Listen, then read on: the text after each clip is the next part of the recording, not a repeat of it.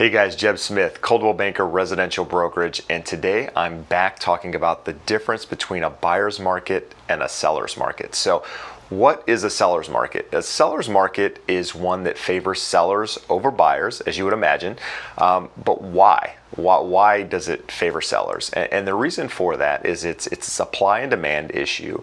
It often happens when demand exceeds supply. So when you got a lot of buyers looking for something and there's not a lot of that, that creates this this frenzy, if you will, which is what's happened in California for the last 7 to 8 years. So there's been a lot of buyers out on the sidelines looking for property. There's been a shortage of inventory, and that's created what we've been experiencing, which is a seller's market.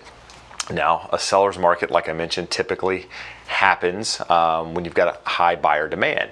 At the same time, prices during that time tend to move sideways to up. And the reason for that is like I mentioned, when you got a lot of buyers looking for something and there's not a lot of it, it tends to drive the prices up. And that's exactly what's happened in California with our housing prices. And it's happened not only in California, but all over the country over the last 7 to 8 years since the recession. So you've got a lot of people looking for property, hasn't been a lot of it out there, and that's caused prices to go up.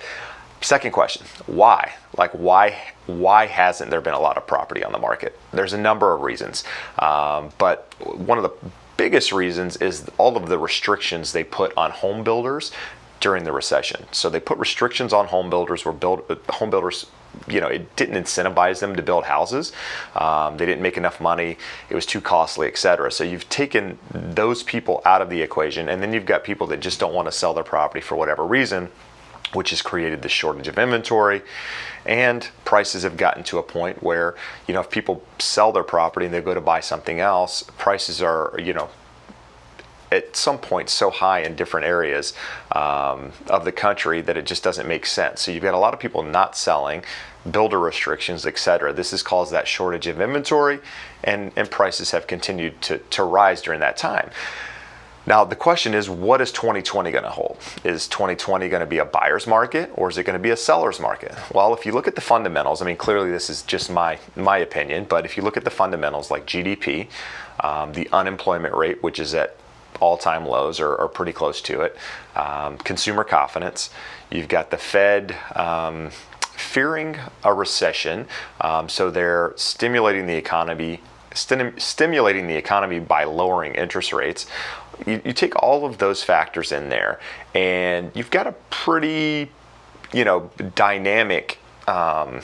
It creates this dynamic where it's going to stimulate the economy. Prices are probably going to continue to rise because of the growth in the economy and all the factors that I just mentioned, which is it's going to create more of a seller's market than we're basically like the one we've been experiencing now.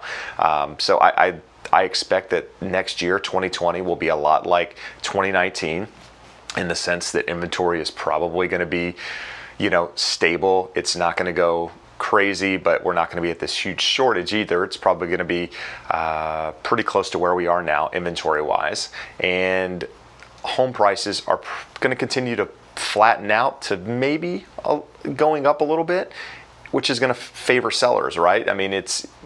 Prices don't necessarily have to be going up and up and up to favor sellers. It's an inventory thing. So inventory is likely going to be short, which is going to cause more people less of a offer. There's going to be less houses on the market, which is exactly what we talked about in the supply demand thing. You've got buyer demand, low inventory, it creates a seller's market. So I expect 2020 to be a seller's market, and things to continue to move sideways to up over the next year. And lastly is how can you tell, if it's a buyer's market or a seller's market? And the easiest way is to look exactly what I said is inventory. It's available homes for sale. So if you've got a lot of available homes for sale and prices and homes aren't moving, they're sitting on the market for an extended period of time, days on the market are continuing to add up, that is a buyer's market, right? So that's more of a buyer's market. A seller's market, if there's not a lot of homes for sale, things are moving very quickly, multiple offers, that sort of thing, that's likely a seller's market. And then you can also have a balanced market where it doesn't necessarily favor one over the other. Things are moving, but not moving at a crazy pace. That is more of a balanced market, which a lot of people thought we were in earlier this year in 2019. And a lot of people thought that we would transition to a buyer's market this year. I don't foresee that happening. I think the stimulation in the economy by the Fed, interest rates being low, is going to create more buyer demand, and the market's probably going to feed off that and continue sideways to up. So anyway, I hope that answers your question. Do me a favor, if you like the information, even if you don't like the information, if you believe the information, just like the video below, subscribe to my channel. I appreciate it. And we'll talk again soon. Have a great day. Bye-bye.